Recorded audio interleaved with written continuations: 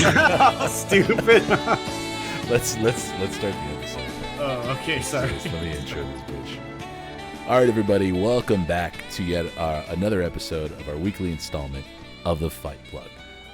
I will go ahead and start off by reminding you right off the bat at the beginning of the episode, instead of the end this time, to like, comment, and subscribe, because there's probably a good chance that if you're hearing my voice right now, this early in the game for us, you probably know me personally, or you probably know Brandon personally. So please like, comment, most importantly, subscribe, because we want to get this show on the road and get to 1,000 subscribers. We're far from that number, but with help from you and other MMA fans who are enjoying our content who maybe don't know us, we can get to that number and then hopefully monetize and get our grubby hands onto some money, some YouTube money. And we need it because if you're watching... I will put my Venmo tag in the comments.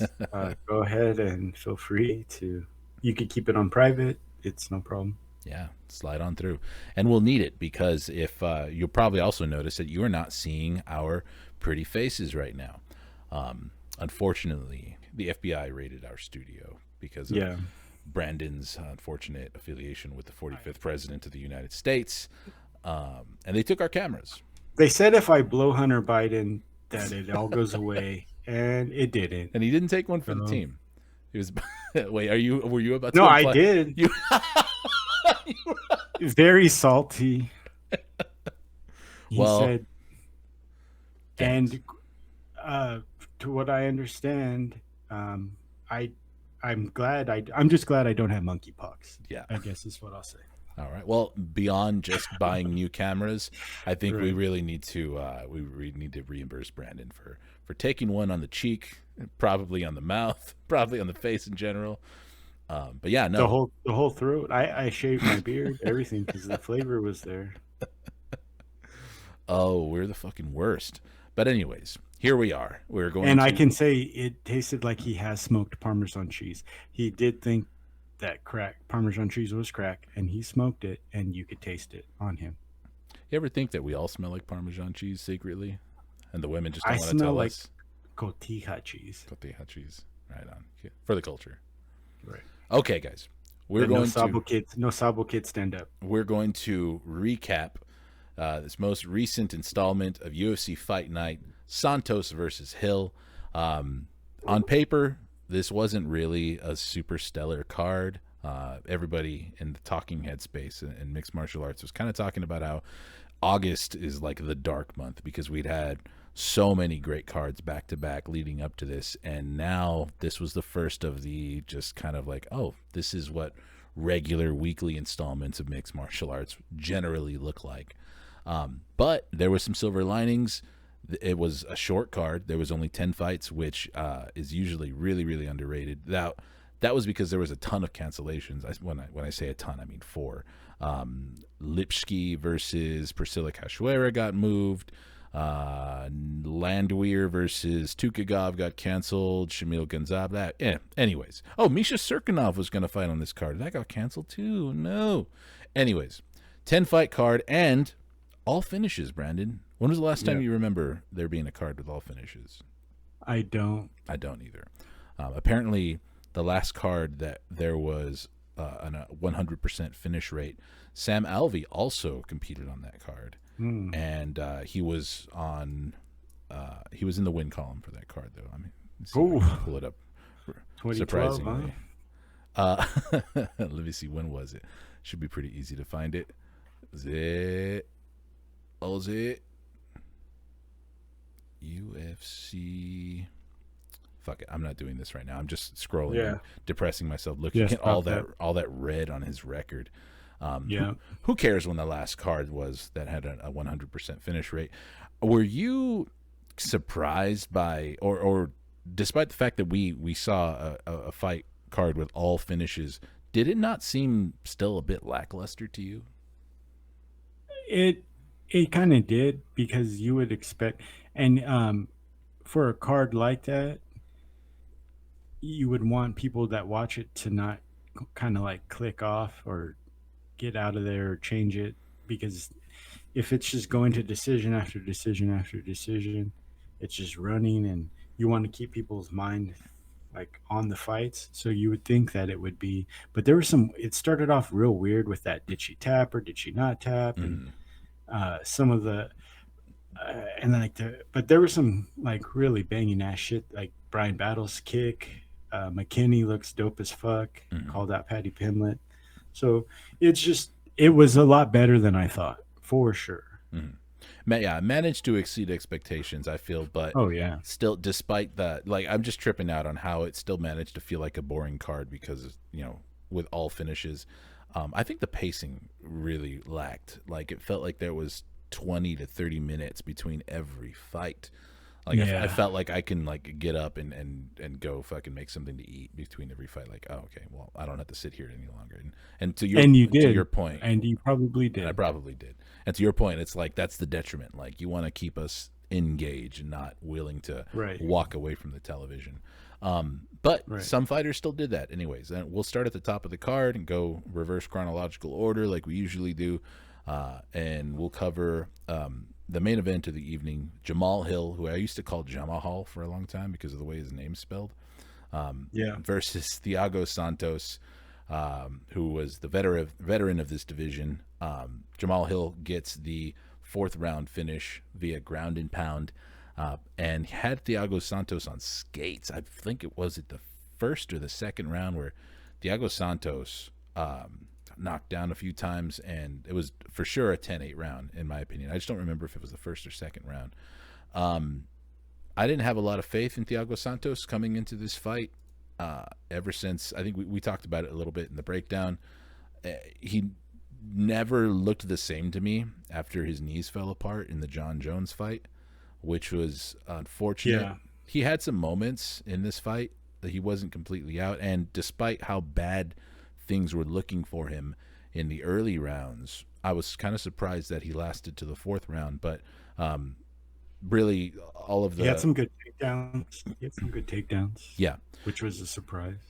yeah, and I think the takedowns worked for him, but I kind of like wanted him to stick with the kicking game, which was what we hadn't seen from He him was in a getting while. some good ones, some good low kicks. Yeah, Yeah, you're right. and then he had transitioned to that wrestling game, and then it seems like that might have zapped his conditioning a little bit. Probably at this point not going to be a factor in the division anymore, with his record in his last 6 fights being 1-5, and that only win coming over Johnny Walker. But a win over Jamal Hill, I mean, it would have been a good thing to kind of get him back in the conversation a bit, because Jamal Hill's definitely been surging. But let's talk about Jamal Hill a little bit, because he had some call outs and the top of the division's kind of wide open. Right. But he's in a little bit of a tough spot because it's the question of, does Jamal Hill get to fight Jan Blachowicz, or is Ankalaev going to fight Jan Blachowicz? What do you see for Jamal Hill in the future of the 205-pound division? Do you think he's going to have to sit on the shelf a little bit? I think if he wants the big money fight, he will. He could get right back out there, and but I'm not sure how many guys are close to him that he hasn't beat already. Or so yeah, I think so. I think it's just they're gonna have to figure out what's gonna happen with the Glover and Yuri, if they're gonna do the rematch, or that's the biggest domino, on the way to fall down, to see where he goes. I would like to see him fight Jan, and then a Glover rematch. But like we've mentioned in the last one, Ankalaev against Yuri is the one I want to see. So why not just do that one Mm-hmm. and kind of let uh, Jamal fight Jan? I guess would be my dream scenario. Would be Jan and Jamal Hill, and then Yuri and Ankalaev. I think so too. Right now, it does kind of feel like they're angling towards that rematch with Glover, Yeah, but I don't know. I kind of feel like at the stage in Glover's career, his age, a lot of people probably wouldn't think that this short time window between their first fight and whenever their second fight might happen, that the age won't be as much of a factor. And maybe this will come back to bite me in the ass, because I'm constantly touting about Glover Teixeira's veteranship and how veteranship is so important in this game, and it's more of a factor than people give it credit for. But at the same time, after a fight like he had with Yuri Prohashka, shit will He change you, almost won man. that fight. He He almost almost won. I won. think about it every day. I Hmm. think about it every day. He almost. I love both of those guys. I do. It's not that I don't like Jiri. I do like Jiri more. I would, if it was like a standalone, like which one you had to watch, I Hmm. would definitely watch Yuri. But just like the affinity you have for Glover, because you just know him Yeah, more. I hated it that he lost that fight. yeah. If you are on, and I mean, we have to take it back to Jamal Hill because, of course, we started to find a way to talk about the top of the division. But if you were on Team Jamal Hill, if you're his manager, what do you think would probably be the best path to the title for him? Like, if you could say, hey, let's fucking take this path, it's the easiest path, it's what's going to get us there, or let's take the toughest path. I don't know. Like, what do you think should be like the call out for Jamal Hill? Who should he be rallying to fight next? Jan Blahovic, I think it just solidifies him as like, what can you fucking say? I Mm-hmm. beat him. I fought him. He was the champ. Mm-hmm. He's like it's like a championship fight without fighting him. He could probably get a main event payday like he did in this one. Yeah. Kind of like get another 5 round fight under his belt going into this. So it's another main event type of atmosphere that he gets to go through before the ultimate championship fight where he gets to experience that that that going for the gold type of fight. Mm-hmm. So I think a Jan Blachowicz fight night uh, main event would be the best way for him as far as just experience wise and solidifying himself. Yeah. I have to say, I 100% agree. I hadn't actually Yeah. factored in the idea that, of course, well, Jan Blachowicz is a former champion, so that's a better feather in his cap, to put that win Right. on his resume. But also, I mean, it's just a more favorable matchup for him versus Ankalaev, who's gonna put Jamal Hill on his back. Like I haven't really Right. seen much in the way of defensive wrestling from Jamal Hill, and we know that Jan Blachowicz isn't gonna walk into that cage to wrestle Jamal Hill. It's gonna be a stand up affair. So yeah, I think Magomed. I mean, on top of the other glaring like issues, and not even issues, but just things that are going to make it tougher to sell a fight with Magomed Ankalaev, being that he doesn't speak a word of English. So, you know what I Right. mean? Jan Blachowicz isn't exactly going to be the kind of guy to cut a promo or talk a lot of shit, but Jamal Hill can certainly kind of fish out a lot more sound bites and discussion, or just have some kind of back and forth with Jan Blachowicz, and that's just not going to be there with Magomed Ankalaev. Exactly. No, that's something I didn't factor into it either. But I just think Jan Blachowicz and Jamal Hill fight kind of fits a fight night main event, Mm-hmm. and getting him more 5 round fights before he goes. Like if ultimately he does fight Yuri or Ankalaev for the title, if like that's best case scenario for him, Mm-hmm. another 5 rounder where he has that because he doesn't. When we saw him this last Saturday, he looked very good. But he doesn't look like his physique is lacking. I don't know if that matters Mm-hmm. for him as far as like his cardio, but he just doesn't look like um, championship round Mm-hmm. ready as far as like physique and ultimate like output wise as far as this he in the when it got to that point right before he not got the stoppage, it was looking better for Santos, and I'm not sure if maybe it was just Santos's experience with those championship rounds and those later rounds that was helping him, or Mm-hmm. what that was. But Hill does carry a little bit of all for me to talk about, but Mm-hmm. he does carry a little bit of a belly on him for so Yeah, not super defined, for sure. And I mean, we've seen that from fighters before, but it's less and less often that you see it in the sport, like in the modern day meta of mixed martial arts. right. Um, and it's, well, given that I'm looking at his record right now, he's gone the distance 4 times, and like you mentioned, none of that has been 5 rounds. So that would be an interesting test to see him compete in championship rounds, or see how he looks down the stretch in the fourth and fifth, and just to see him get At to. least get a camp in. Mhm. Get a camp in for a 5 round fight. Another camp in. Yeah. Because I think that's the thing too is I've heard in interviews with other fighters who, if it's their first 5 round main event or it's their first title fight, that the camps are a lot different Mhm. as far as the intensity, the length of the workouts, the strength and conditioning portion of it. So for him to get that experience, I think would really really help him out. It's a whole nother world. Um, Also, just to be tested a little bit more. So when looking at his record, Right. he has the loss to Paul Craig, which was a quick loss. It was inside of It two doesn't minutes look in as round good one. now. It hasn't aged well. That's certainly true. But Yeah. in his other fights, and I'll say, like, I haven't watched anything before 2020 for Jamal Hill, but of the fights that I have watched from like Oven St. Preux and on, they've been quick finishes, short fights, Yeah. and nobody's really like held him to the fire a bit, and so I would like to see what Jamal Hill looks like when somebody doesn't just take him into deep waters, but puts him in trouble. What kind of resolve Yeah. does he have to come back? I think that's definitely something that against a guy like Yuri Prohashka, you don't want to find out that you're a guy who breaks under pressure if you're in the cage with a Yuri Prohashka or even a Jan Blachowicz or a Glover Teixeira. Or Glover. Yeah. Yeah, As many different um, as many different situations that he can put himself in and see how he reacts is the better for him going forward. So against a guy like Jan, who's a previous champion who has that experience, um, it would just be a huge something to put into his toolbox to carry on to him in a title fight. So yeah. I'm gonna list off the top, well, pretty much everybody who's ahead of Jamal Hill in the rankings right now. I'm looking at Tapology. Let me take a yeah, glance at the UFC rankings really quick to see if it's all that different, but it's probably not. It's about the same.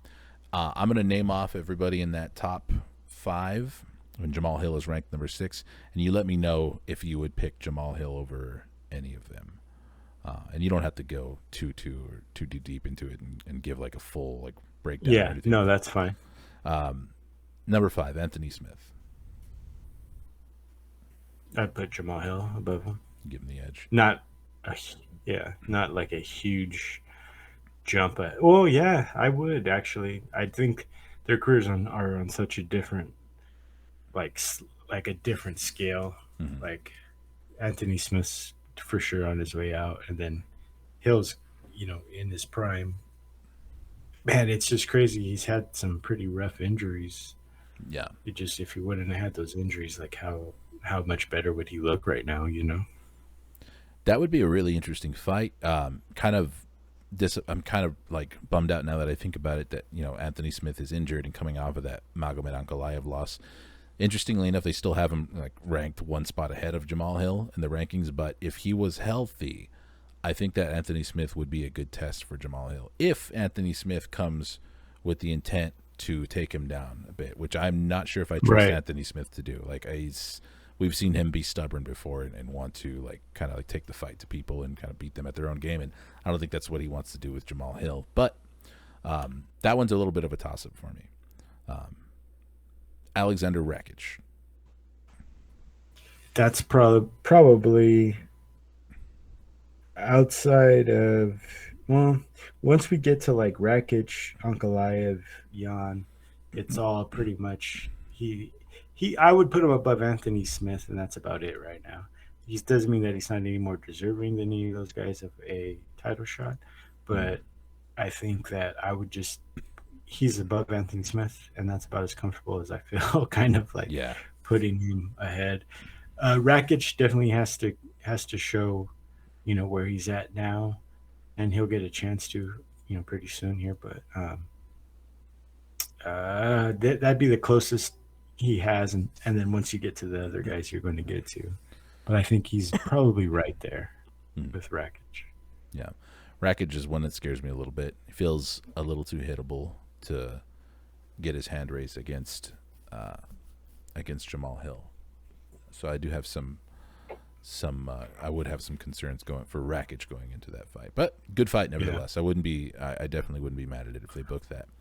We don't have to run down the rest of that division. I mean, you pretty much said it yourself. Like you'd probably give him the edge over Anthony Smith, and after that, Hmm. we just gotta see them get in there and do it. Like that's why they fight him. So let's get to the real main event of the night, or probably the best fight of the night, the one that stuck in my head the most and was the most shocking for a lot of people, us included, I think. Jeff Neal versus Vicente Luque. Jeff Neal gets it done in round It 3. didn't surprise me Did you pick Jeff if Neal? you go back. I always pick Hands of Steel, Jeff Neal. Please, I think that was the. Oh, am I gonna have to go Please back and put check the because you're going. I'm receipts? going with Luke. Yeah. Oh, Uh, please. I would love. I would love to. I I would must. sit. I'll sit right here, and I that's must. another one of those. I'll go ahead and correct you, Brandon. Moments where it didn't work out that time. I must have. So I must have forgot that you picked Jeff Neal. Yeah. Well, props I to you will. if you did. If Jeff Neal is on the card, Picking I'm Jeff Neal. picking Jeff Neal. Well, congratulations. That was a fucking great Go pick. back. Go back. Go back. How much money And did you win on that listen fight? to it. Huh? How much money did you win on that fight? I actually I didn't bet this one. Uh, little inside. We're saving up for Disneyland. So Gotcha. Papa's parlay money got pulled. Um, I was also on vacation. Full disclosure Mm. on Saturday. I taped this card and rewatched it. So Gotcha. I hate betting and like keeping an eye on the phone when like my kids are like having like a great experience and like, why are you standing over there? And I'm like, oh, the fucking parlay. Just shut your yap. And then I just working my gum all hard in line for the fucking carousel. Do you It's have not a to good watch look at. cage fighting on vacation, Yeah, Papa? yeah. And then I was too because there was like we're in line for like certain rides Oh yeah. and there's like a 45-minute wait. So like I watched the Brian Battle fight in line. I watched the Usman fight in line, and they're just like, "What are you doing?" And then like my kids, I guess like younger kids, they want to watch YouTube videos or whatever. Of So they course. had to wait out. They had to wait out the long ass line while Dad watched cage fighting again. I was like, "Dad's trying to make something of himself. Of course. You'll thank me when I have." You'll thank me when I have 3,500 subscribers and Kenny and I are hacking up $350 a month. You'll thank me. Oh God, I can't wait. You know what? And Yeah, and you I'm will looking call at him Uncle. You will call him Uncle Ephraim. Efrain. I'm looking at Oh, the sorry. betting lines. Ephraim. Ephraim. I'm looking at the betting lines right now, and I So would have thought that Jeff Neal would have been a little bit more I of did. a dog. He was only I did 155. go. I did go 6 for 6 in the previous on the Amanda Nunes card. I Mhm. would just full disclosure did win my 6-way parlay on that one, Let's talk about the but that fight. was kind of an easy. Hey, that's impressive. I only went. Yeah. I went like, on my verdict picks. I think I went 2-4. It wasn't a great night for me. I got the Jamal Hill Yeah. fight right, and I got the Terrence McKinney fight right, which those were both kind of easy picks, I guess. So I don't know. I'm not going to pat myself on the back for those too much. I wish I'd got the Jeff Neal fight right. I feel like this was, and a lot of people will back me up on He this. didn't though. Jeff Neal had like the performance of his fucking career the other night against Vicente Luque. Did Vicente Luque look flat to you? Like, what do you think kind of like didn't work out for him here? Did he seemed a little It gun looked like a shy? bad matchup. It just looked like a very bad matchup for Mm-hmm. Vicente Luque. He just ran into sometimes you run into the wrong guy. Mm-hmm. It was a little bit of a diabolical matchmaking setup for him, especially coming off the loss he had to Bilal. You probably want him to get back on the horse. And I don't, much like yourself, a lot of people don't give Jeff Neal credit. That guy is fucking amazing. He's a good fighter. Mm-hmm. He's had some weird losses, some weird showings, but uh, he's super fucking dangerous, and he's like was it Jack Hermanson that we saw um, in that London card where he's just a fucking professional. Mhm. Like I'm a fucking professional, and this Exactly. is what happens when you fight a fucking professional. Uh, And I he, think Luke has a lot of talent. He has a lot there a lot to work with, but the way his head movement and his is just not gonna work against a guy like Jeff Neal. and yeah, and the movement from Jeff Neal and the footwork, once it kind of started to be apparent that he was finding his rhythm and was getting really really comfortable in there, it just looked like, okay, this looks like it's about to be hopeless for Vicente Luque. Because yeah, Right, I distinctly remember like towards the end of round one, where Jeff Neal started to do a little right. bit like his little shimmy footwork and stuff, and I was like, oh, he's Hmm. feeling it. This is the wheels are about to fall Yeah, off for Vicente Luque, and he ended up taking a little bit of a round off in round two, and his coach really really fucking let him know it too. I wouldn't even say he lost round two necessarily, but he certainly gave Vicente Luque every opportunity to get back into the fight with right. the kind of lack of offense that he put into him in round two. And credit to his corner, because he really got on him and said, hey, we're treating this like it's 1-1, and you're going to need to go out there and fucking finish this now. And he And that's does a it professional. That's a exactly. professional right there. And he does it with a flurry of fucking beautiful uppercuts in the clinch. Dude, there's not enough uppercuts thrown in mixed martial arts in general, but to see 9 in a row, they didn't all land. A lot of people were like, he landed 9 uppercuts. No, he threw 9. He Yeah, landed maybe 5, which is still fucking great. fuck. I wouldn't want to eat one of them. But to see a dude Yeah, throw and 9 Luca's chin same side could take that uppercuts many. and not go down, Yeah, yeah. Yeah, no, really, really impressive. I don't think this is the end of the road for Vicente Luque, as like a oh lot of no, people would probably think, because Vince Neil is a guy who kind of flies under the radar a bit. He's not a guy Vince that you're going to get. I mean, Vince Neil, Neil Magny. Vince Neil is that Vince, who's Vince Neil? Is that's that the Rock of Love guy? Vince Neil, dude. What the fuck, I dude? mixed Vicente The Luque and bandana? Jeff Neal. I was mixing. Yeah. I'm looking at Jeff Neal's record right now, and Who is? He has Neil Magny on his record when he Oh, lost to Neil Magny, and then he is Vicente yeah. Luque, obviously. So my mind went fucking Vince Neil. Like I was saying though, he kind of like, he's a little bit of a fly under the radar type of guy. He's not one to cut a promo or anything like that, but I think after this, he called out Vicente Luque's teammate, and I think that is a banger of a fight that they should definitely do. And I think like if he doesn't, um,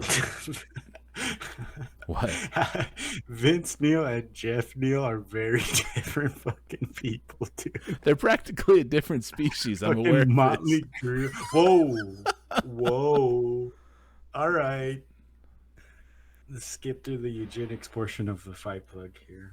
Eugenics? Who's bringing up eugenics? What? you see, you're you're saying that Vince Neil and Jeff Neil are different species. They're different races. Oh no! Don't take Jesus don't Christ, take me dude. out of No, I just meant, one Ephraim is, Goebbels. they're both performers. I'm just saying they should probably stick to their, stay in their lane. That's what I'm saying. Vince Neil Okay. should not be getting into a cage and fighting. Is what I mean. Right. No, absolutely not. No, he probably has hepatitis also. He wouldn't pass a blood test. Dude, So, I mixed him up with two fighters at the same time, Neil Magny and Jeff Neal. I can't wait to stop talking about this fight. yeah. No, Yeah. Jeff Neal. Jeff Neal called out Gilbert Burns. Tell me, Yeah. what do you think about Ooh. the call out? What do you think about the fight? Do you think that they make it? No, I don't think they make that would be a great fight though. That would be a really good fight. Um did has Jeff Neal fought? No. That would be a very good fight. I don't think they'll make it. I think they're going to keep Burns in there towards the top 4 as far as like, and then he's going to ride the wave of like big name fights. I think his name's really hot right now, especially off that last fight he had. And What are you laughing at? I was thinking about how I'm gonna put a picture of Vince Neil during the outro Yeah. of this episode. And Vince Neil's that's not Rock of Love, right? I That's I what don't is it? even Mike. know. I think Yeah. that's the Poison guy, right? On Rock of Love. Vince Neil's is it Vince Neil's Motley Crue, It, which is that's a good band, but no, no, it's not. No. Okay. Sorry. Go on. no. Yeah, I don't know where that's a very good call out. I don't think he gets it, but I think he'll end up fighting someone behind him if he wants to stay active. Um, but yeah, that's a very good call out. I That's a fight we'd love to see. Um, but I think Gil is on that pay per view, Mhm. like he's on that pay per view trajectory, not so much a fight night, even a fight night main event. He's like a pay per view showcase or co-main type of guy right now, and he's earned it. So He certainly has. I yeah, think it's all going to come down to whether or not Masvidal accepts the fight with Gilbert Burns, because Gilbert Burns has been yeah, very, very frequently calling out George Masvidal, and who knows what's going to happen there. He's still probably embroiled in legal issues, which I don't think should prevent him from fighting. But Masvidal's always going to make whatever's going to make him he's always going to make the decision that's going to make him the most money. That's not a guy who's interested in actually like competing in the welterweight division anymore, and he's certainly not trying to be a stepping stone for anybody, which he shouldn't even consider. Like Gilbert Burns, a guy who already having challenged for the title, a guy who's like trying to like make steps towards the title, like in that way. right. I don't know. I kind of have a feeling that fight's not going to happen, which makes me think that the Jeff Neal call out was a good one, and that he might actually get that fight, because the storyline is already built in too. He just beat Gilbert Burns' protege and You Vicente know they're Luque. gonna have it's gonna probably gonna be Shavkat and Jeff Neal. That'd be fucked up. I didn't think about that. That's what they're gonna do to Dude, how are him. you going to go and punish Jeff Neal after beating Vicente Luque by making him fight Shavkat? You're right, though. I hadn't thought about that. That's what they're gonna That's do. certainly a possibility. It'll be a fight night main event, a 5 rounder for Shavkat to see how let him get that camp in, let him go against a real pro guy who's Hmm. and yeah, that's what's gonna happen. That's a good call, too. Right now, I'm looking at the UFC rankings, and they have Shavkat at 11 and Jeff Rock of Love Neal at number 8. So not too far apart. It's definitely that's a great fight to get Jeff, Shavkat into the top 10. Doctor Also, Feelgood Neal. Dr. Feelgood Neal. Good stuff. Entertaining fight. If anybody's listening to this and haven't watched the fights, if there's one fight to go back and watch from this card, it's probably this one. I don't know if you Yeah. agree with me, but I'm pretty No, yeah. confident about that. At least as far as the main card goes. If you just want to be entertained, fuck yeah. Mhm. Sergey Spivak was great. Um, but yeah, if there was one to go back and watch, this was one of them. Yeah. Let's talk about the Ultimate Fighter finalists matchups, because I mean, really, what this card was, it might be they labeled it a fight night, but this was the Ultimate Fighter a tough 30 finale, really, where we saw Kamaru Usman's, is it his younger brother or is it older brother? He's the heavier Muhammad Usman, but I don't remember. I keep forgetting that if he's older or younger. Doesn't matter. Muhammad Usman versus Zach Pauga. I think I picked Pauga in this fight. I know I picked Pauga in this fight. I don't remember who Yeah. you picked, but I didn't. I don't think we. I don't think we. we might I don't not think have. we even. You're right. We probably just Yeah, we talked about. didn't. No, we did Jamal Hill versus Thiago Santos. I picked Zach Pauga on my verdict picks, and that bit me in the ass because Muhammad Usman sent him to the Shadow Realm, and I was kind of surprised. I'm not very high on Muhammad Anyone Usman. on anyone on that insane amount of steroids, you just You can't. best to not bet on him. This man had acne everywhere. He had subcutaneous needle marks on his belly from HGH. It was wild. He had gynecomastia, Muhammad which is Usman? what. I didn't, Yes. dude, the guy was shredded. I didn't see a No, bit of he's gyno. yes. But, okay. I mean, show me the screen caps where he had gyno. I mean, and Okay. Would love to. all right, I'm gonna put him on the episode when you send him to me right after, so everyone will be able to see him. Oh, yeah. Okay. Mah- um, I didn't. Did you watch any of this season of The Ultimate Fighter? I've probably asked you that like 10 times already. I would watch like YouTube highlights, but he really didn't have the crazy knockout power to what I understand, right? Like throughout the season. So this knockout kind of came out of nowhere, right? It's a little bit of an anomaly, and I was expecting him to gasp before he got any kind of a knockout because I had seen him fight in the PFL. Well, his one fight in the PFL that he lost to Brandon Sales, and Okay. I was unimpressed. So I wasn't very high on him going into this. I didn't think that he was gonna. I thought Zach Pauga had the better experience, the better skills.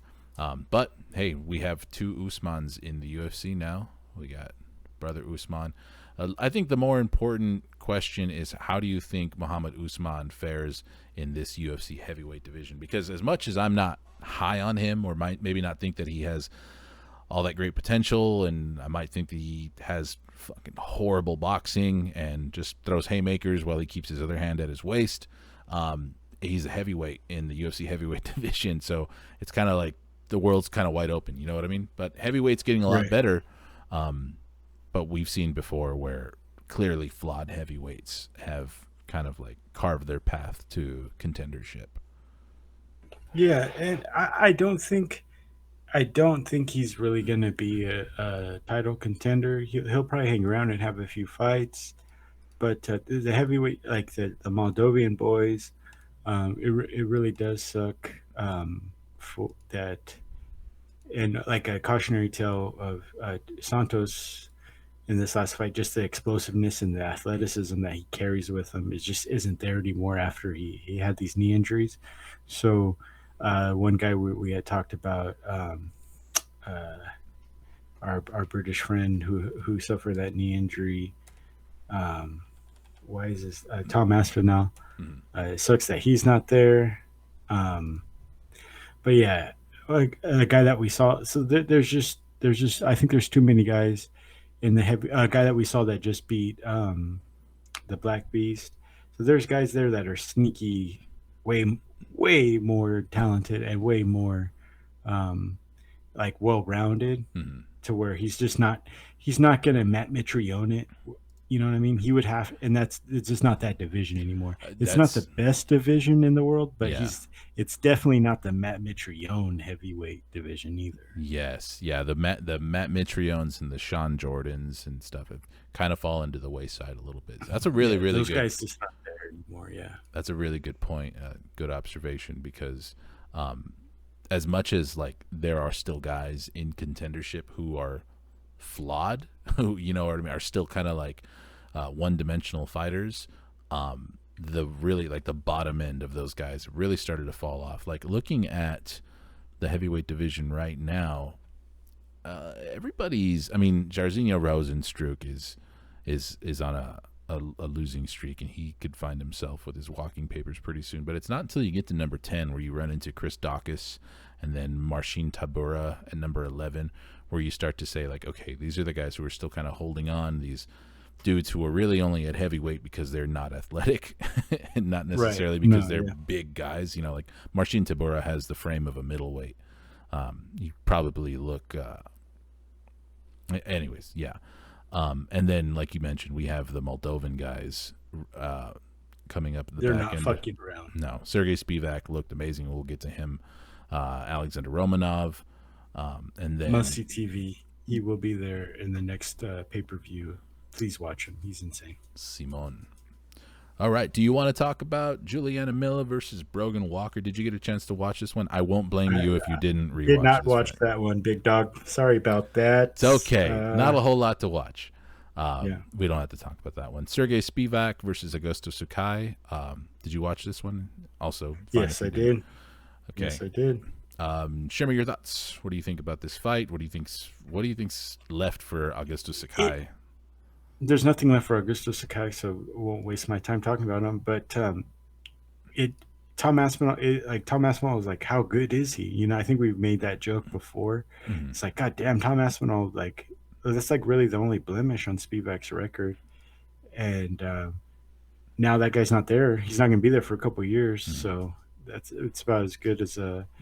And so Spivak's beaten Tai Tuivasa, if I'm not mistaken.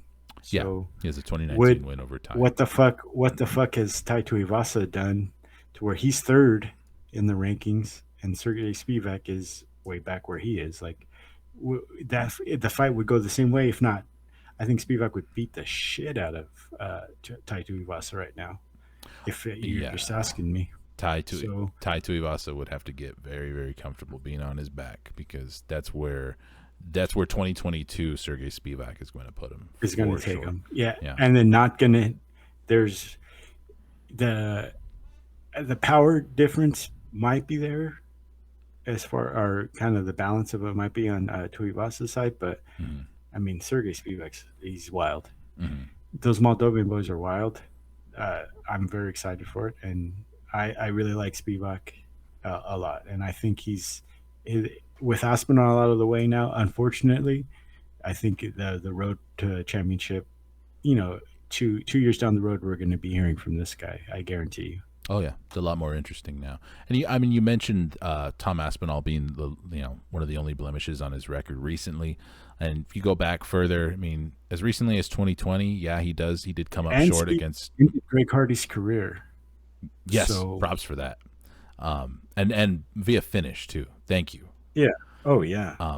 And people might look back and see that he came up short against Marcin Tabora and Walt Harris, which are particularly bad losses at heavyweight. Like those aren't like guys that you want in your loss column, but he's very clearly turned a corner. Like more recently, like within like last year, Jared Vandera ground and pound finish. Alexei Olenek. Well, I mean, I won't blame it. It was the unanimous decision, but I mean, I won't blame him for not wanting to go to the ground with his with the legendary Rusky Alexei Olenek. Came up short against Tommy Aspinall. Greg Hardy, ground and pound finish. Augusto Sakai, ground and pound finish. He's kind of found his niche, and that is putting you on your back and punishing you. And there's in the heavyweight meta, I mean, that's one of the best things that you can do. Like You're right. your conditioning is just not going to be the same as a lighter weight fighter. So hey, if your skill set is to put dudes on their back, you're gonna extend your career. Let's put it that way. Like you're gonna be around The for a long time. violence that Curtis Blades was trying to show Mhm. against Aspinall would, I think, Spivak and Curtis Blades would be a great fucking fight, and I don't think Blades would take it. Just being that he wants a title shot, he deserves it. But that would be a fucking like, come on, dude, what are you gonna do? There's a logjam at the top. We all know it's gonna take a while for these guys to figure out what the fuck they want to do. Yeah. So just fucking run through, Sergey Spivak. That could be a pay-per-view co-main, and I would not be upset about it. I would not. It would probably be more of like a down the card, but it could definitely highlight a fight night. That could be a fight night main event for sure. Brandon is very high on Sergey Spivak, and so am I. We will call it for that card there, unless you want to talk about the Terrence McKinney fight. But I mean that was a good fight. Well, No. there's more to talk about the call out, and, Yeah, they will not give him. Patty's not. Patty wants none of that, and Patty was there, right? Patty was like in the crowd, or was he? for what I understand. I Yeah, didn't. I believe. No, I don't think he I was. believe he. Because No? I watched this card and he didn't show up on camera once, unless I really wasn't paying Yeah, attention. he would have been dancing. Oh yeah, fat they would have things cut to and- him in between every fucking fight. Right, right. No, yeah, you're right. But yeah, Especially with like the camera time they needed to fill, they would have put Patty Pimlet's tired ass. yeah. But yeah, Terrence McKinney made short work of Eric Gonzalez, who's a guy who probably shouldn't have been in there with them. I mean, he's fell to 14-7 after this fight. So he's Jude, that's another. We are talking about him not too long ago. Was Jude Dober? mhm. God damn, for you know what I mean? Like, fucking Jude Dober's a savage. You take down McKinney. That guy looked. That guy looks in some cases in some of his fights. If you go watch the Terrence McKinney highlight reel, that guy looks insane. Yeah, He looks like his splash reel. I guarantee you put his like highlights up against almost anybody's right now. He's just so fucking explosive. But and it just man, Jude Dober, goddamn. just another exciting deep cut in the lightweight division, man. It's so Yeah. crazy. And I mean, I'll be on That's like Instagram. two different. That's like two different. It's like two different It's like two different promotions almost. It's like lightweight, and then you have like everyone else. That's a really interesting observation too. Like you could feasibly split up this lightweight division across like three promotions and they would still Right. all have strong lightweight divisions. Like you Yes. wouldn't look at any of them and be like, "Oh, like bro, this is lacking." Like no, you could literally take like you could probably take the lightweight top like the top 30 and split them up like 10 apiece and not just take like, "Oh, this division gets 20 to 30 or 21 through 30 and this division or this organization gets uh you know 11 through 20 or something like that." If you kind of like spread it out a little bit, it would still be deep. But you're right though. There's no way that they give Terrence McKinney that Paddy Pimblett fight. But he's making all the right moves. He was just on the MMA Hour this morning, or was it yesterday? This week, let's say, talking to Ariel Helwani and still going in on it and elaborating and saying, "Hey, I would love that. That'd be a great matchup, and I'll prove that Scousers can get knocked the fuck out." And he's saying all the right things. I think that it's going to be harder and harder for Paddy Pimblett to dodge people who are calling him out if they are willing to really go out there and do the promo. Terrence McKinney isn't exactly like he's not magical on the microphone yet, but Right. he's got he still has he's still a young fighter and he's got the rest of his career to go. So I think he can definitely grow with his confidence. We can see it growing, and that I think is scary because like a confidence is a lot too, and it's something that we as the audience can't really factor in. Like we think like, oh, he's got that look in his eyes, he's coming out or whatever, or how did he look on the weigh-ins and stuff like that, but we never really know. But seeing a guy like this getting wins and still improving in this deep division that we've been ball washing for the last 5 minutes, yeah, I think Terrence McKinney's going to be a problem for sure. No, yeah, and he'll be there, and he's young. He's or not. He's younger, So it's the sky's the limit for these guys, and I'm just excited to see it, and it just makes you more excited. Like we said, like guys like Drew Dober and the guys that are just a cut above. It's just like wow, Yeah. man, it's a Oh, crazy fucking division. I forgot. That's what I meant to bring up when I mentioned Instagram. I've been seeing people reacting to his call out of Paddy Pimblett and being like, "Oh, dude, you got knocked the fuck out by Drew Dober."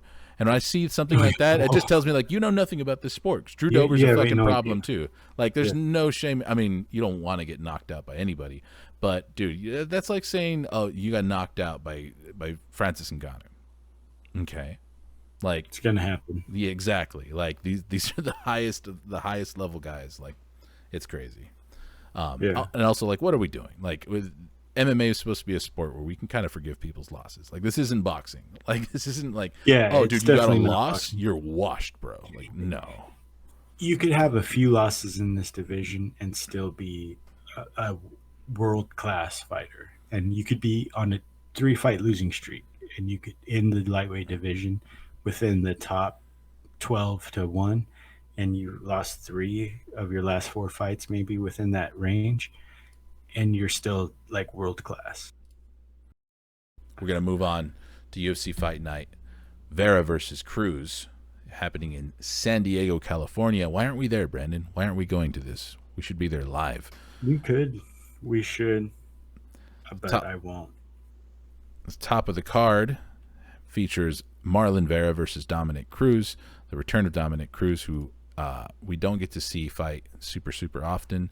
Okay, I'm gonna kind of like break this down a little bit because I've always faded Dominic Cruz for a long time, Yeah, and Yeah. part of that has to do with his constant injuries.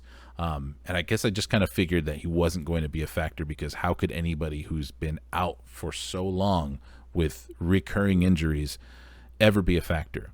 And then I went and looked at his record recently, and Yeah, it's it's not just bad. incredible. It's just great, dude. He's like top. He's like world fucking class. Just He's like, yeah. anytime you That's why count him I've out. never.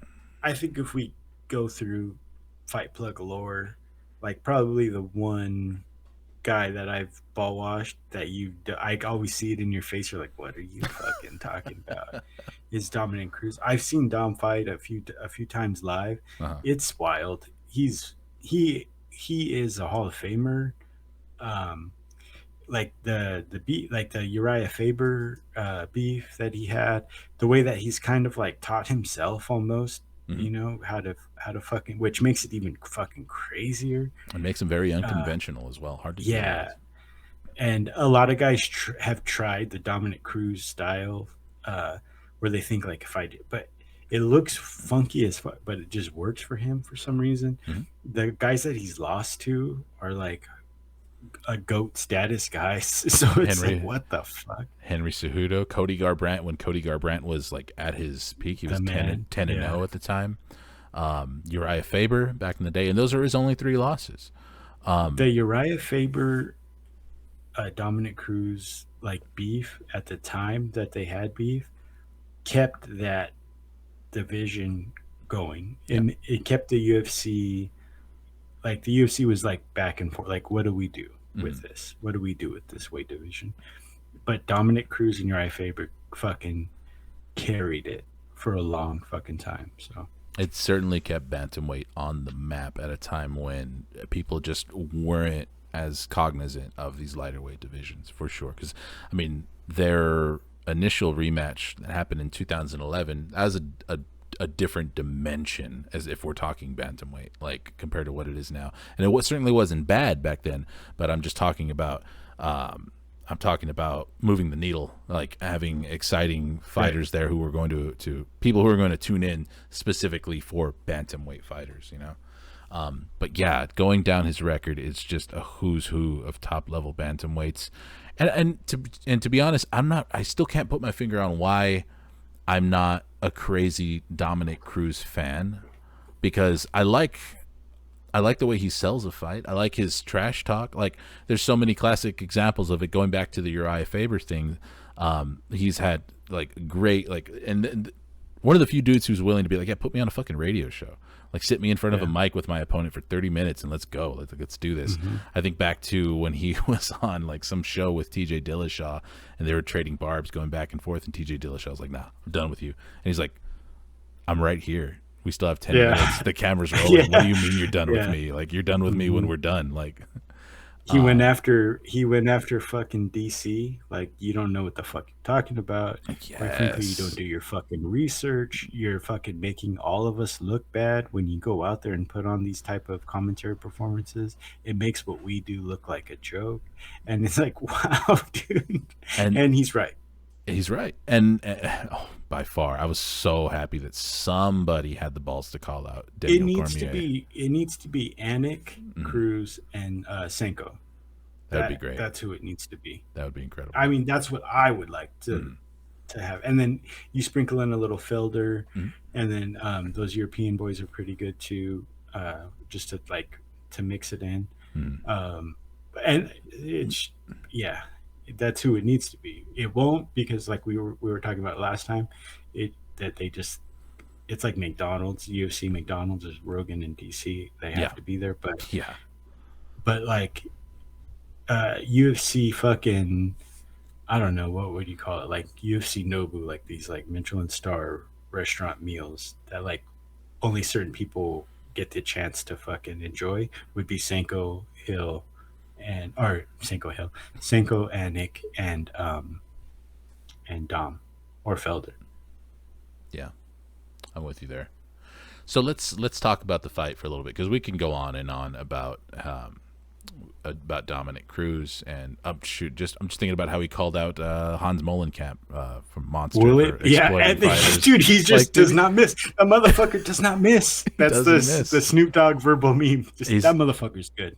he's my He is fucking good. he's my hero, and he's been underappreciated by me for a long Yeah, time. just embrace it, dude. I did the same thing. And it was that. But I think it was his absence that does it, and that's not. I mean, the injuries he's had, they're not like they're not like, mm, you know, they affect everybody gets affected differently. Mm-hmm. Will it be ankle wrap Dominic this weekend?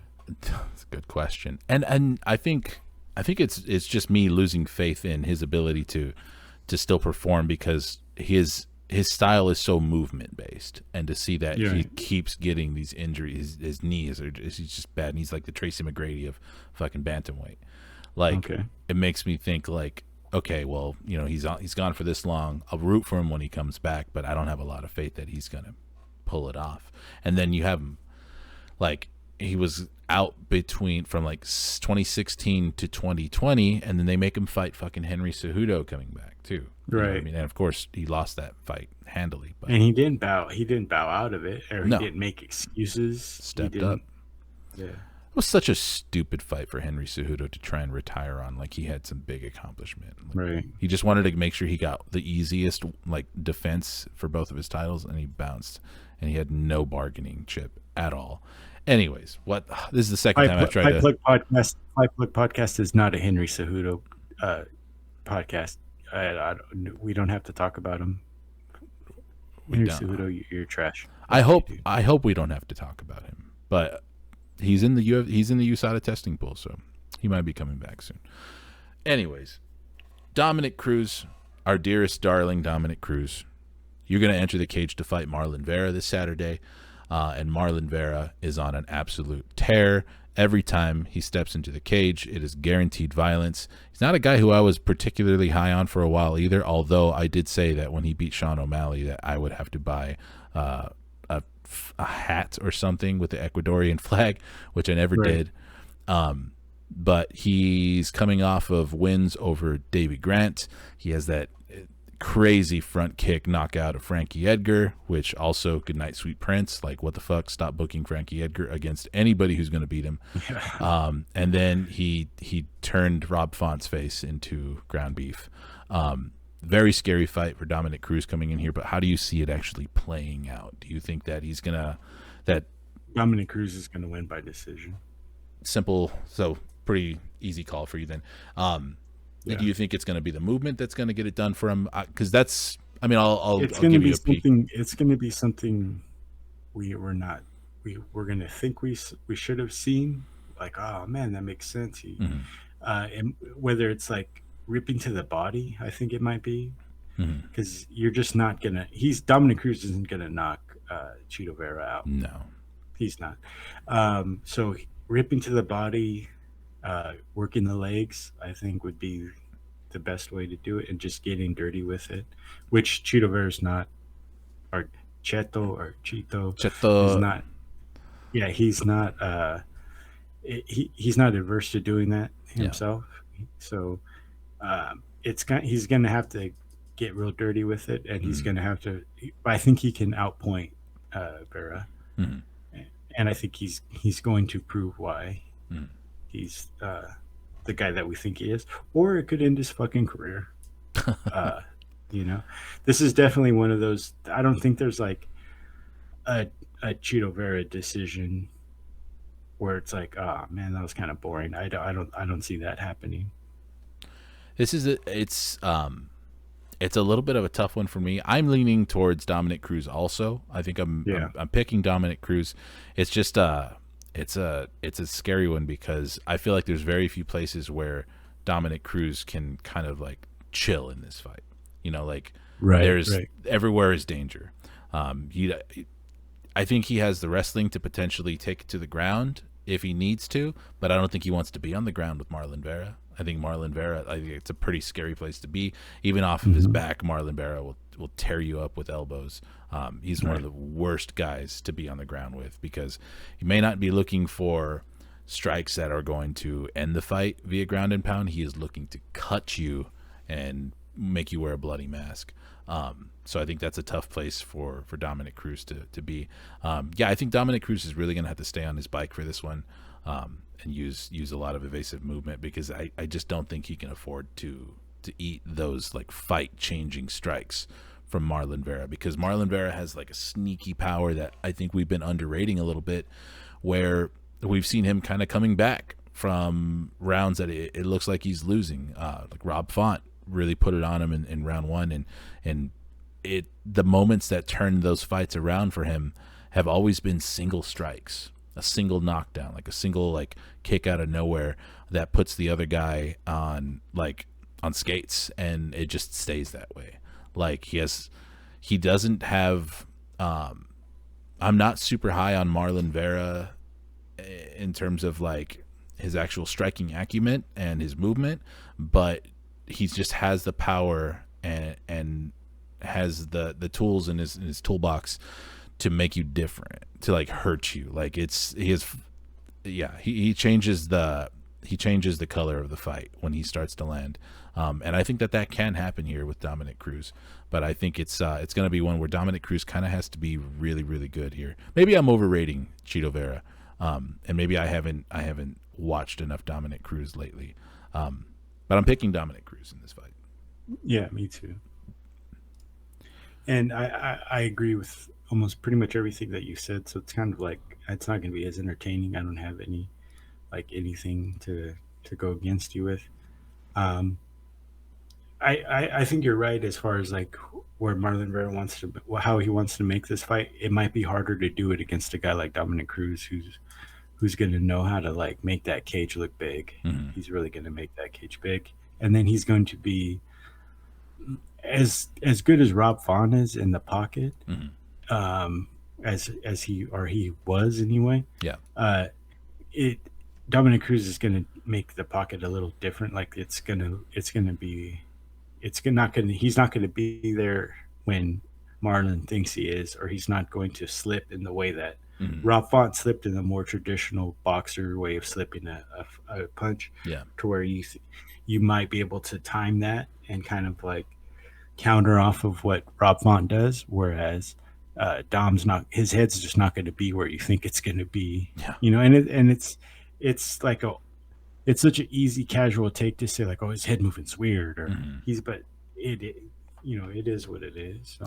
It is unconventional. And I mean, looking at Marlon Vera's record, I can't honestly say that I see anyone on his record who's going to present that same kind of challenge and that same kind of movement, where I could look at and be like, well, he dealt with this guy who has really good evasive footwork, and so XYZ, so there's that. And then what also gives me a little bit more confidence for Dominic Cruz, now that I'm looking at his record too, is he's dealt with guys who have put him in trouble before.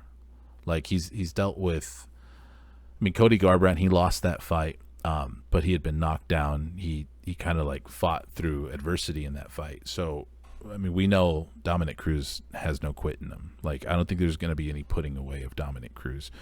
But like I said, a fight with very few safe spaces for Dominic Cruz. Even in the clinch, I think that would be almost even worse than being on the ground with Marlon Vera. Like, I think I don't think of Dominic Cruz as a bad clinch fighter, but I think Marlon Vera is a really, really good one.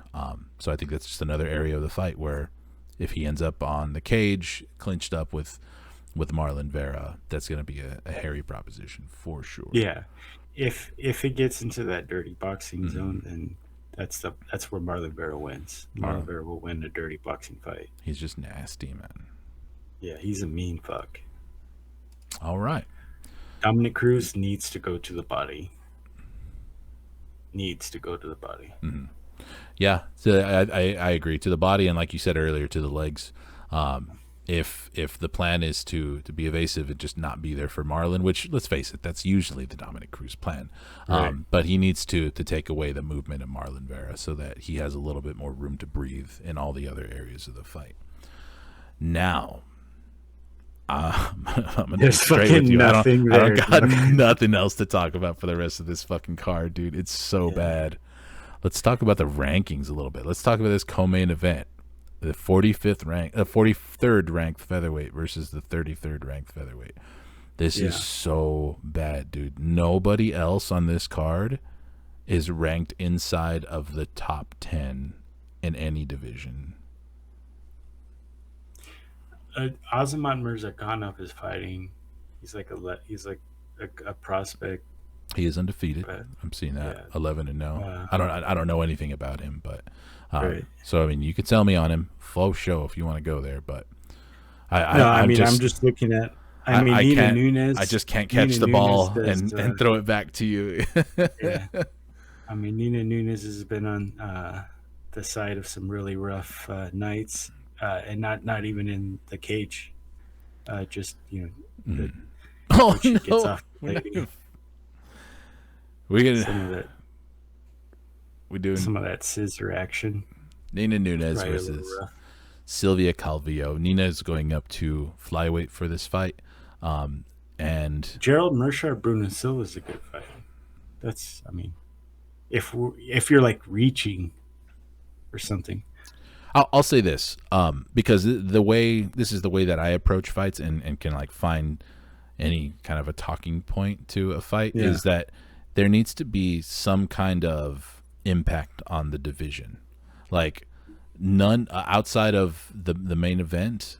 Not a single fight on this card has any kind of an impact in the top 10 of their division. Like there's not much to talk about. Like if fucking Jason Witt or Josh Kinlan gets a win over Jason Witt, like all we can do is talk about like who we'd want to see him fight next, but there's no discussion about like, oh, he's kind of like knocking on the door of this top 10 or anything like that. Or it's this will probably definitely be a better card to talk about after the fact because we can react to it. That's pretty much what it comes Aspen down Ladd to. and Sarah McMahon would have been a good one to be on.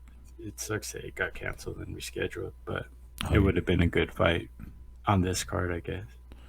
For bantamweight, yeah, that would have been pretty good. Oh, Alexa Grasso and Viviana Rujo got canceled. That you can see that those they were gonna highlight the gals. At least more so than And I think that those cancellations and reschedules kind of hurt this card more so than anything else. And there just really wasn't anything else to put here. Looking at this, you kind of wonder, like, what fights from UFC 280 probably could have been on this card, and that they just said, "Fuck it, let's just stack 280 because it's in Abu Dhabi." We have Yasmin spelled with a Y versus Yasmin spelled with an I. Yeah. That's kind of crazy, huh? Okay, little wacky. Okay, I will say of the WMMA fights on this card, definitely don't miss Lupi Godinez versus Angela Hill. I mean, only one half of this matchup is a prospect or somebody that's going to be a factor in the strawweight division moving forward, because I've been fucking beating this drum for a while now that Angela Hill has no business being in the top 15 anymore. Somehow she's still ranked 13 and 12 is rough. It's bad. She's about to be for a 500 WMMA. fighter. Yeah. Even for WMMA, that's rough. And what's even tougher about it too is like Angela Hill hasn't faced like the top of the division either. She's faced all the like the middle of the road like strawweights. Right. She's not like a Tisha Torres where at a point, like, I mean, Tisha Torres' record isn't fantastic either, but at a point Tisha Torres was coming off of losses to back to back Jessica Andrade, Joanna Jędrzejczyk, Weili Zhang, Marina Rodriguez, and it's like, okay, that looks bad, but she's literally fighting the fucking best and going to decision with them, not even split decisions. Right. And Angela Hill, I think after this fight, Lupita Godinez's wrestling is really, really good. She's coming a long way. Apparently, she has a sister who is really, really high in like the collegiate wrestling world. Who she's been working with, and just in her 3 UFC fights, we've literally actually seen her wrestling getting better, which is really exciting because until Tatiana Suarez comes back, and that's going to be a flyweight, there's not really a big time It's like a wrestling duck threat. in water. Watching you speak about WMMA getting in the fucking weeds is like watching a A duck duck in in fucking water, dude. it's Just smooth as fuck. well, Ton of work under the surface, ton of work there. uh-huh, But just you're fucking ton of work. setting it sail. Yeah, like just setting it sail. Just sailing into the sunset. Fucking gorgeous. Just beautiful. But under the surface, Uh, right under there, there's work. really There's evil. a lot of work going. Really, a lot of horniness. No, Yeah. no. And it's a lot. It's easier when there's only like four divisions and two of them are good. So, and Right. the fights tend to be a little easier to pick too. I feel like, anyways. But Right. yeah. So I think Lupita Godinez is definitely going to be a factor at strawweight. She's getting better. And excited. I'm more excited for who she's going to fight after this Angela Hill fight. This is kind of just to keep her busy. I should say some of the circumstances. Neither of them around- were ripped off by Tyler Santos, so that's great. That's that's awesome. Yeah. Let's talk about that. Go I'll for just it. put out my pick for Lupi Godinez. I don't have anything to talk about with the Tyler Santos thing other than the fact that I read the article. Yeah. And Wild. she's- It's just a wild thing to read, and then you made a good point where it's like they just tied in her. Like there seems like there's more you could have talked about here, but you're not for whatever reason. I think that writer probably knows as much as we know at this point because they Right. spent half the article reminding us that she just fought Valentina Shevchenko and came up short. And I'm just like, okay, anybody who clicked an article headline that has Tyler Santos' name in it probably knows that she just fought Valentina Shevchenko. Right. Like, I don't think you need to remind us, but I'm just nitpicking at that point. Yeah, Tyler Santos in hot water and some legal trouble in Brazil for apparently ripping off some teammates. And we're not really, Brandon and I aren't really entrenched in the MMA world so much to know like what that looks like in the gym setting. We know a little bit about like the accusations hurled at Colby Covington from George Masvidal saying that he ripped off some trainers and some coaches, but I know that there was some talk about Tyler Santos ripping off other fighters. So I don't know if that means that she brought girls in to be sparring partners and gave them. We know that weird stuff happens Discount in, CTE. In a Dagestani steam room. Oh yeah, definitely. Certain things happen there where That's where they boys get keep their that suit. to themselves. That's where they get their superpowers. How do they just know how to grab another man's wrist and hold it behind him? The They learned Dagestani. in the Dagestani steam room. Oh yeah, the Dagestani handcuff wasn't originated in for mixed martial arts. No, that was in a bathhouse. Yeah. A lot of people don't know that. So you're welcome. Tyler Santos. What other news is current that we can talk about? Let me see what our time is at. How much time do we got? Izzy 1 minute and, 22. We got 8 minutes. Izzy and Poatan are going to be fighting. Did Is that going to be in Madison Square Garden? let me pull it up. We didn't talk about that last time, did we? No. All right. I think we talked. I don't think it was made official like Sunday morning, right, or Monday morning, or even Friday or Saturday. So it's been since our last time. I mean, we talked about it as it was the most likely True. fight Yeah. to happen, but I don't think we broke it down. And there's still so much to go. Yeah. UFC 281 Adesanya versus Pereira. I keep wanting to say Pereira, but Pereira? Pereira is Michelle Pereira, who I hate, Mhm. and I don't hate Pereira. Yeah, Masputo, Michelle Pereira. Masputo. That's shaping up to be a very good card for Madison It Square Garden. is. The co-headliner, Dustin Poirier versus Michael Chandler. It's a goddamn still has banger. the unconfirmed rumor tag on that and Tapology, but that fight's all but confirmed. Basically, everybody's agreed to it. So that is a really good two-fight fucking main event so far. Really looking forward to seeing what else gets added to that, and that is going to be November 12th at Madison Square Garden in New York. Israel Adesanya, Alex Pereira. John Jones, Stipe. My God, you think so? John Jones, Stipe, and then they get John Jones and Izzy for the interviews, and they have to do press with each other. Oh, And Izzy just can't carry his own fucking card. I forgot Izzy and Poatan can't carry a. by You and I themselves. are gonna be like creaming for this fucking Hmm. fight. A Yeah. lot of people are. No one's gonna fucking buy it. Casuals won't No. go out and buy it. No. But they Well, see John Jones and Stipe Dustin and Dustin Poirier, Poirier and Michael Chandler, that's a good and then carry. they'll probably put Tony Ferguson and someone on it too. I would bet. I think we can break down this Israel Adesanya and Alex Pereira fight right now a little bit if you want. I Sure. mean, we'll have less to talk about when this card actually rolls around, but by then it'll be November, so who cares? We can Yeah, literally just chop up our sound bites from this it'll clip. be tamales season.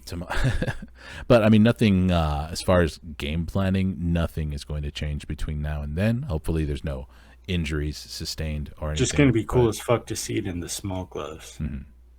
where I think that might give Israel Adesanya the edge here. Right.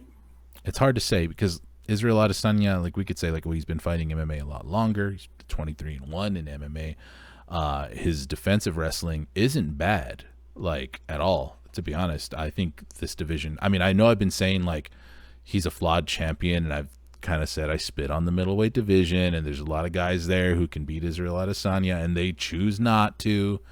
But his defensive wrestling, as far as whatever Alex Pereira is going to be able to threaten with, it's the fight's just not going to go there. Alex Pereira is not going to try and wrestle him, and if there's a knockdown where it gets to the ground, and Alex Pereira decides to be an opportunist and follow him there for a finish, I don't think that he has, or he hasn't shown me anything that leads me to believe that he's going to be able to keep it there for Israel Adesanya. So this is, I mean, I don't need to be fucking Nostradamus to tell everybody this one's going to stay on the feet for sure.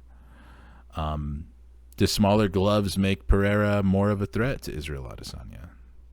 I mean, you kind of started to get into that Mm, before. if you watch like Glory and uh, he used those bigger gloves to his advantage with as far as blocking and defense because he's a one shot type of dude. He's setting you up for the one shot, Mm, and so having those bigger gloves, it is easier to defend some and parry some of the stuff mm, that was thrown at him.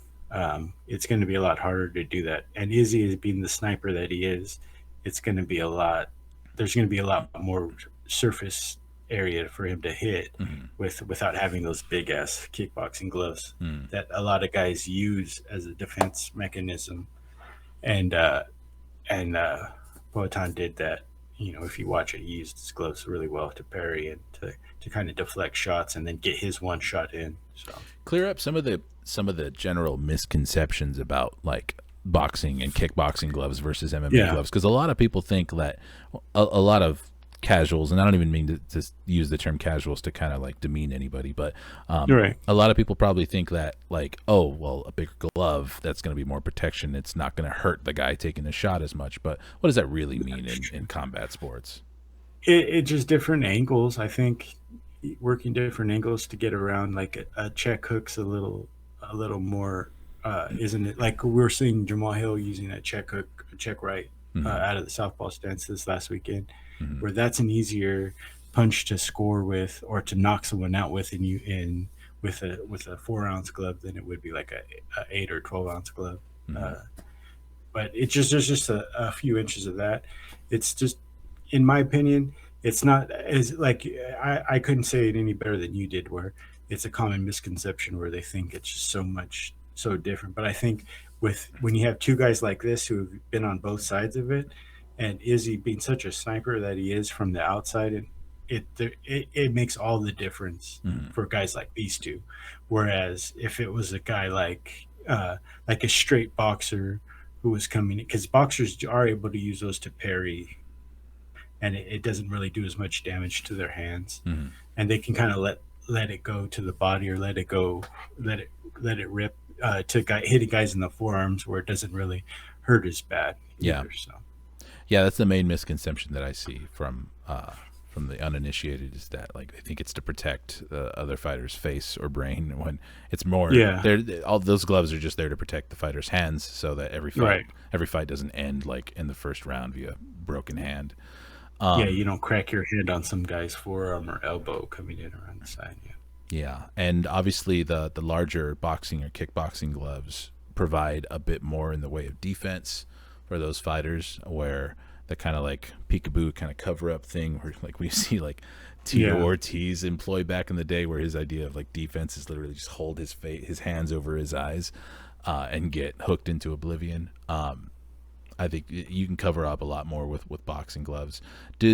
What do you think the kickboxing style or boxing glove does for the reach of a fighter? Like, can we really look at that and say like, oh, is that really adding like an inch to a guy's jab right there, or is that really like a non-factor? I guess if you're talking about scoring, because if you're if you're kind of banking on that extra inch from that padding of the glove, you're not going to do any damage really. It'll look better on a scorecard, I think, but not as much as far as inflicting damage on your opponent. I guess what the reason I'm asking is I'm still not sure if the change of gloves is better for Adesanya or better for Pereira, Right. or if it's even a factor at all, because at this point Pereira has 7 MMA fights, and like It's better for Adesanya. I feel like it's a better. If anyone can take any type of advantage from the smaller glove, Adesanya in this case would be the guy to have it, if there is one to have. they're let's see, looking at the middleweight division right now.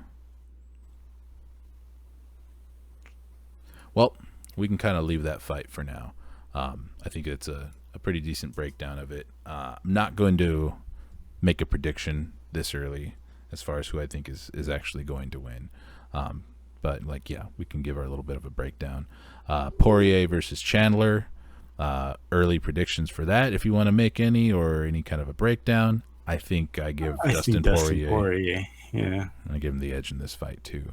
it's just ironic because he was kind of trashing Chandler when Chandler first came in, and kind of got a lot of the bigger, or kind of all the Dana White privilege that he did get. Yeah. And I think Poirier was kind of leaning on the I'm a vet. I fought the who's who. But yeah, Dustin Poirier versus Michael Chandler. I think Poirier takes that one pretty easily. I think that's not a good. It's just not a good matchup for, because he's not going to get sucked into the fight that Chandler needs it to be. That ridiculous brawl. Yeah, I think Michael Chandler, despite his undeniable power and his willingness to just fucking bite down and throw haymakers, he doesn't have the boxing to get it done against Dustin Poirier. Assuming, like you said, that Dustin Poirier can not let himself get sucked into a brawl. In truth, I think Michael Chandler. I mean, I just shat on his boxing right now, but I think he has the tools to win this fight. I don't have any faith that Michael Chandler is going to come out and just try and be electrifying, exciting Michael Chandler, which I think is sometimes to his detriment. So yeah, I noticed you went one can off, so you can hear a little bit. And then to take the pressure off my baby head, I have a little tiny. It's a little peanut head. No, what size hat do you wear? Do you know? I don't. It's a lot smaller now. I had such a fatter head. I put on like a few hats that I had, and they're just huge. It looked like a joke. So I had to go to the snapbacks. Yeah, when I lost a little bit of weight in the past too, I did notice that. I was like, wow, I lost head fat. Like I didn't fucking expect that, because I normally wear I was wearing a size 8 hat for a while, which is huge. I got a big old fucking dome. That's Whoa. And right now I've settled into a 7 7/8. So but you let the hair grow too. I keep it kind of I like to keep it shorter, but I like to keep it a little shorter too, a little tighter too. But man, I work from home, so I definitely save a little bit of money by skipping haircuts every few months. Yeah. Anyways, not to get into stuff that people can't even fucking see on this episode because we're not going with Yes. cameras today. Yeah, so that's my prediction, early prediction for Poirier Chandler. Where I didn't want to give a prediction for Adesanya Pereira this early, I will say I'm gonna take Poirier in that fight. And another little exciting thing that I forgot about, I saw earlier today, Erin Blanchfield shared a little sneak Mm. peek on her in Instagram that she got a fight contract for this card also. So she's going to be on 281, but we don't know who her opponent is I yet. did not see that. Wow. I wonder Any why. guesses to who it may be? I don't know, honestly. I hope I'd be down for. I mean, I've been wanting her to fight Macy Barber. Like this guy in the comments Yeah, wants her to fight Macy I've heard Barber you say that also. before. Because I got hate in my heart for Macy Barber, and I want to Right. see her get her comeuppance. So that'd be a really fun Mm. fight. And it's also just kind of the battle of the soft-bodied, big-headed girls at flyweight Right. too, because they just have the same kind of body style. Mm. Like a Um, duck in water, ladies like and gentlemen. shut the fuck. Any other relevant MMA news that we should talk about? Did we talk? Well, we touched on that Bo Nickel fight a little bit. I didn't watch Oh it, yeah, but he if you looked want to, good. Yeah, no man, he looked really good. We're talking about like the difference between like you get those guys like the guy like Aaron Pico who's over in Bellator who's like the wrestling phenom, and Pico's like a way more refined, polished striker than Bo Nickel is. But Bo Nickel looked fucking decisive and yeah, extremely fucking fast. He just looked like I'm doing this now.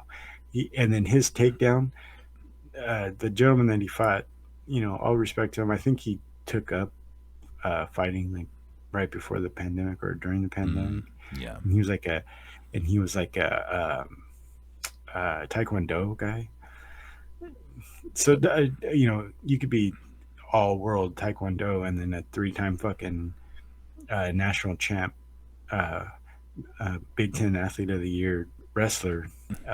Whew, yeah, it just looked that takedown looked rough on that guy, and then his face when he got because he's like he kind of was probably like, oh yeah, he could. I've practiced wrestling before, and then he just it was the craziest because they were talking about like the only person with the type of wrestling background comparable to anyone is Ben Askren, and yeah. I've it seen that. man, anyone listening to this should go and watch the because it was just a round. It was less than a round. Yeah, it was like 62 seconds, I So think. you just switch over, go to Reddit or somewhere and Mhm. look at the highlight and Find Bo if Nickel the, on Instagram and go to his tagged photos and yeah videos, and you'll probably find the whole fight on yeah Instagram. Yeah. the takedown was wild. The how decisive he was, as far as like, okay, I'm on the ground now. I'm gonna get to this position. Okay, I'm gonna go to the back, and it's just so fast. And it the way he processed it and he chained his wrestling and he is grappling, it's super in to where like we'll see guys that are really good grapplers. It's for like the Dagestani guys. They do it, but they do it in like a slower kind of plodding type of way. Mhm. Where this was just explosive as Mhm. fuck.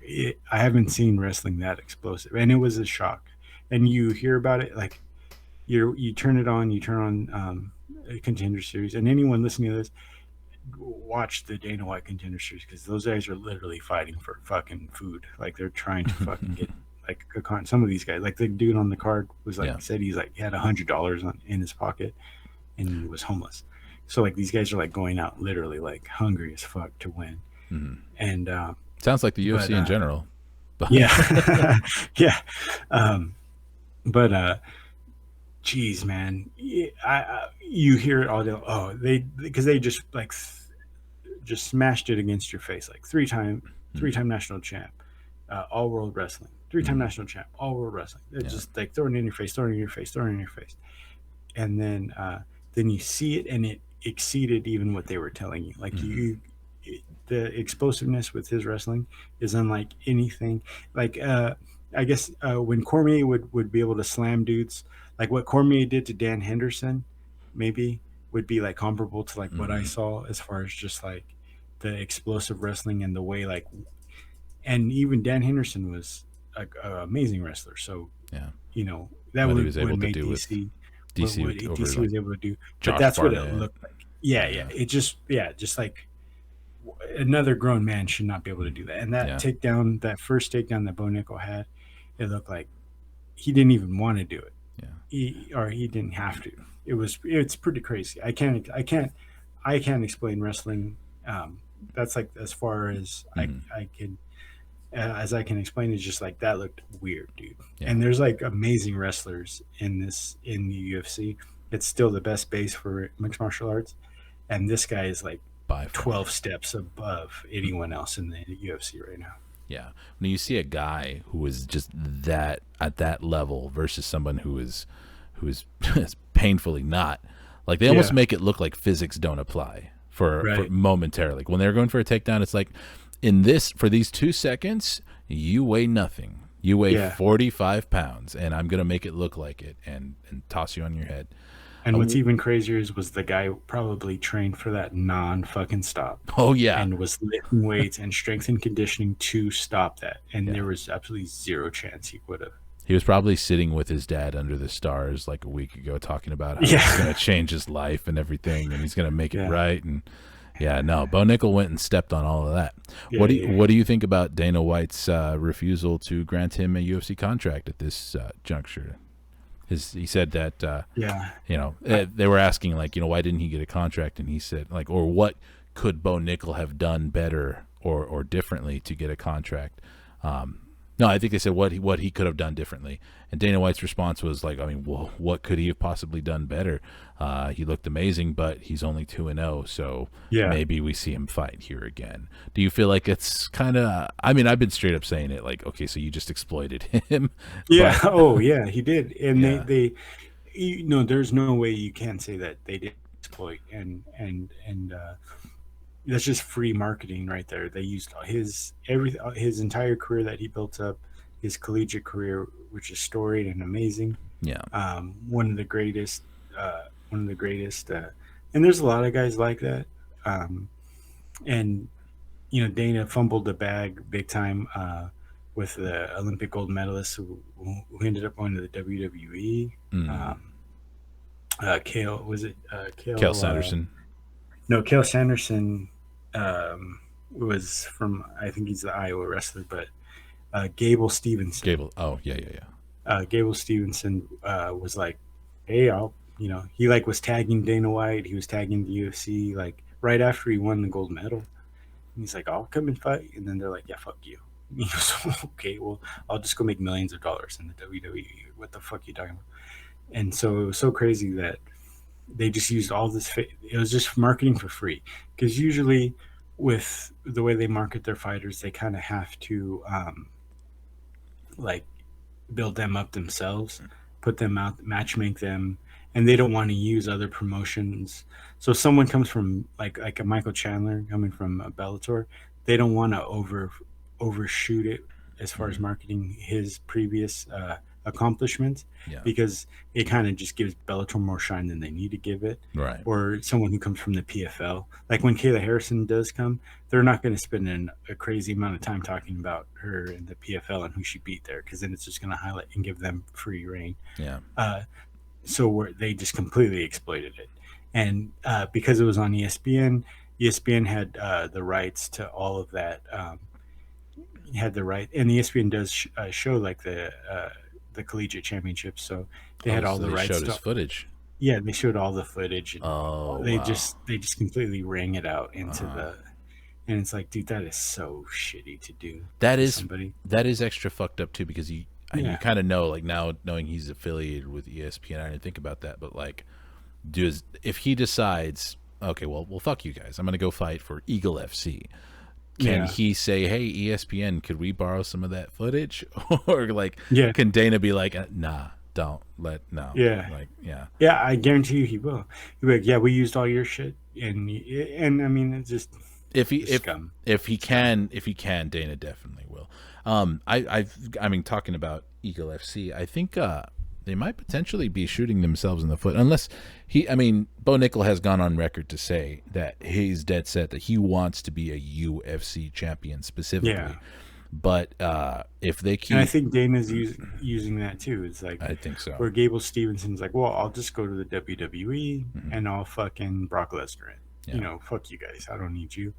And he doesn't. yeah, Whereas kind of, Bo Nickel's like, I want to do, and that just sucks too because it's you got this bad. guy who's all American dude. Yeah, It's because such a great story. Why not just give him the contract and say, hey, he's gonna fight on stuff like this? he And shouldn't have to go. Honestly, he shouldn't have to go through the contender series at all. I think yeah, the contender series is a cool concept. I don't think it's bad necessarily, but if anybody shouldn't have to go through the contender series, it's him. Like, if you took fucking CM Punk straight into the UFC and put him in a fucking cage, like just sign Bo Nickel.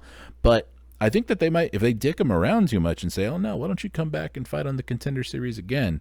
and then we'll consider you. Like, I'd imagine he has every option to deny that contract. Like, let's say they give him another contender series fight, he goes out there and just sweeps the floor with his competition, and then turns down their contract and says, "Now I'll go to Eagle FC," and now I'm the could have guy. won. I'm the guy who came and fucked up your guys in the contender series, and I just jumped ship. And yeah, I don't know, Yeah, but at the end of the day, it's still not like Eagle FC can use any of that footage. So I don't know. I guess I'm just surprised that they are dicking him around a little bit. I thought by the time we were recording this, we'd be talking about how Bo Nickel is going to be a factor in the middleweight division, like, yeah, and he would be. He would tear through the right middleweight away, division, like. right away. Yeah, even you said it yourself. Like, Aaron Pico has better striking. Like, Bo Nickel's hands definitely aren't there yet. I don't think they have to be. I think Yeah, not where he's gonna, not where he's going. yeah, I think the Bo Nickel who fought in the cage tonight, you could put him against any of the guys in the middleweight division in the I'd say Pull up the five rankings. through 10. Okay, let's do this. Let's pull up the rankings, and just like I'm not doing any justice to just how fast he is. Like he is an amazing athlete, and he was Big Ten Athlete of the Year. He wasn't Big Ten Wrestler of the Year. He's Big Ten Athlete of the Year. Yeah. Put that in perspective. You have like Michigan, you have Ohio State, you have Wisconsin, you have these amazing football schools, you have these amazing basketball schools in the Big Ten, and this guy was their top athlete in that conference, and he looked every bit of that. And the guy he was going against, a Taekwondo guy, from San Antonio, Texas. That's awesome. Mhm. He could have gone up. He could have just showed him fighting like a dummy, and just how fast he looked. Yeah. How fast he looked was, that's the fight plug eye test. He passed it Yeah. big time. So I'm looking at the middleweight rankings right now, and I'll go like 15, 11 through 15. Chris Curtis, Nasruddin Imavov, Uriah Hall, Kelvin Gastelum, and Dricus Duplessis.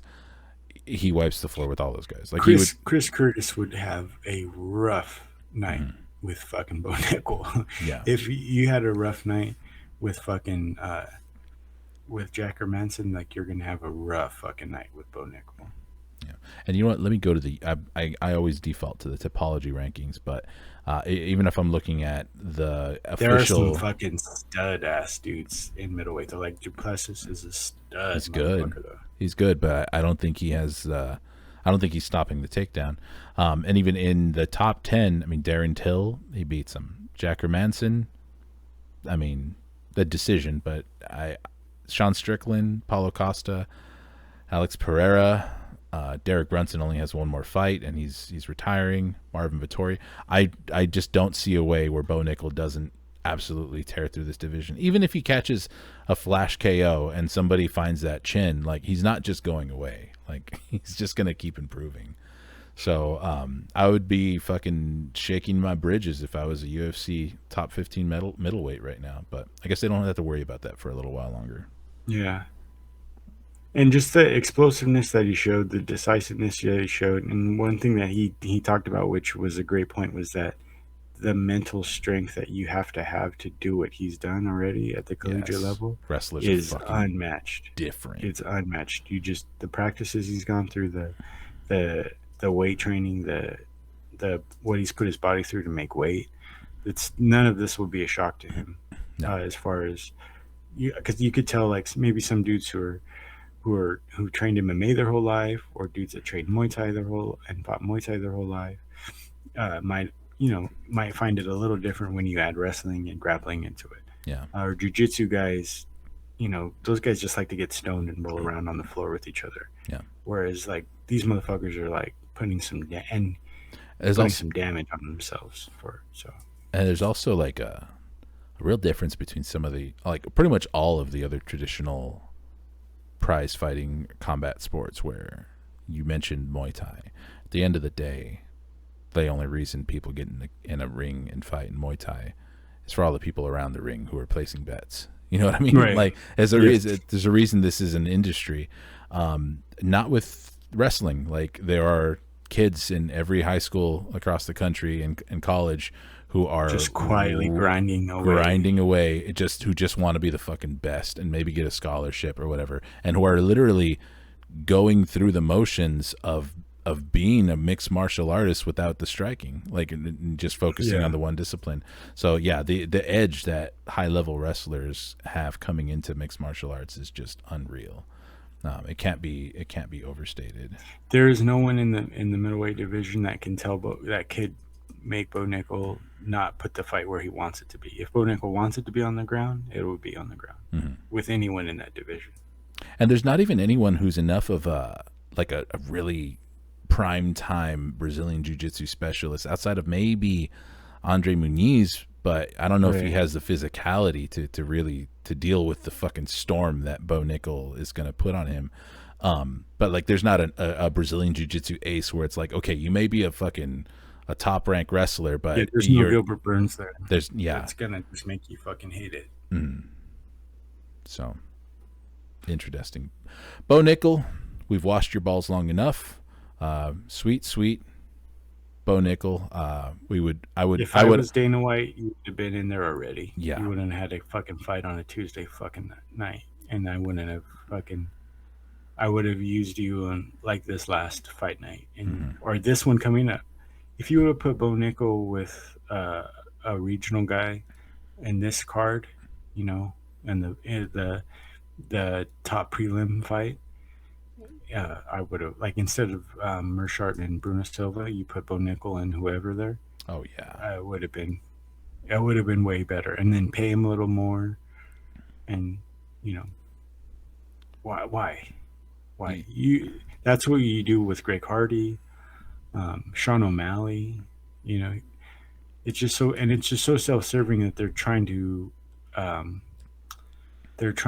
make the Contender Series like give it some type of cachet and they're just using this poor guy's fucking amazing ass. And he, not to say like he wasn't forced, like no one threw him in a van and like tossed him in the Apex Center and said you have to do this now. Yeah, but he wants to do this. I mean, he signed on the line and wanted to do it. Yeah. But you can see what the UFC did. They wanted to. They rode him into it to give the Dana White Contender Series a bit of like, what's the word that I'm looking for? Clout. Yeah, I guess so. They're feeding off of this guy's clout. They're trying to make it more like can't like I keep saying like or in my head like tangible, or like they're just trying to make it more reputable. Whereas you take like, oh well, if Bo Nickel had to do it, then we would make anyone else do it. That's a good point. Whereas, I hadn't thought about that. Yeah, you got guys coming in with way less credentials who just want to get legit. They're trying to legitimize the Contender Series more so with this, whereas he should have been on this fight card coming up. And the downside to that is the more and more they try and legitimize the Dana White Contender Series and try and act like it's kind of its own promotion or own tournament where guys should have to expect to spend more time there before they officially get into the UFC. That just gives them more rope to kind of like exploit guys and make them fight for fucking pennies on the dollar compared to dimes on the dollar in the UFC, you know? No, good point, dude. They're exploiting someone who had their own self-made name, and and collegiate wrestlers, collegiate athletes in general get exploited. So Yeah. they just exploited them to legitimize their own like circus sideshow that they have on. You can only get it on ESPN Plus too subscription. So Oh, that's why I if you don't want to, watch it. That's right. Of course. I don't. yeah, No, I should actually start watching it. There's plenty of fighters that it's I very. like I who mean, come all through. the I shit mean, we're talking, it's very good. I watch it yeah.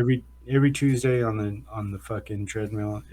These guys fucking. I like to Yeah. watch it. They get down. We're doing the insider criticism where we're like concerned on the behalf of fighters and stuff like that, and the ethics around it in the industry of mixed martial arts. But if for the consumer, for just a guy sitting on at home watching TV, it is good fights. It is more fights to Yeah. watch every week.